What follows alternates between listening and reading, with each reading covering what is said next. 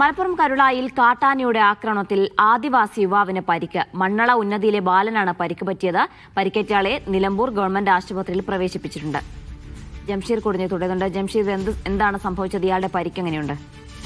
ജീന, അദ്ദേഹത്തിന്റെ കൈക്കാണ് പരിക്കേറ്റത്. ഇന്ന് രാവിലെ ഏതാണ്ട് 11 മണിയോട് കൂടിയാണ് സംഭവം. കരുളായി വനത്തിലെ മണ്ണള നഗറിലാണ് ഇത്തരത്തിലൊരു കാട്ടാനാക്രമണം ഉണ്ടായത്.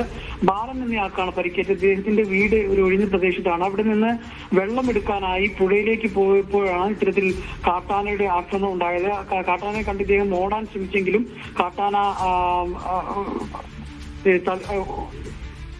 മറിച്ചിടുകയായിരുന്നു എന്നുള്ളതാണ് പറയുന്നത്. അതിനിടെയാണ് ഇയാളുടെ കൈക്ക് പരിക്കേറ്റിട്ടുള്ളത്. ഉടൻ തന്നെ വനപാലകർ ഇദ്ദേഹത്തെ നിലമ്പൂരിലെ ആശുപത്രിയിൽ എത്തിച്ച് ചികിത്സ നൽകിയിട്ടുണ്ട്. ഇയാളുടെ കൈക്കാണ് ഗുരുതരമായി പരിക്കേറ്റിട്ടുള്ളത്. ജീന, ശരി.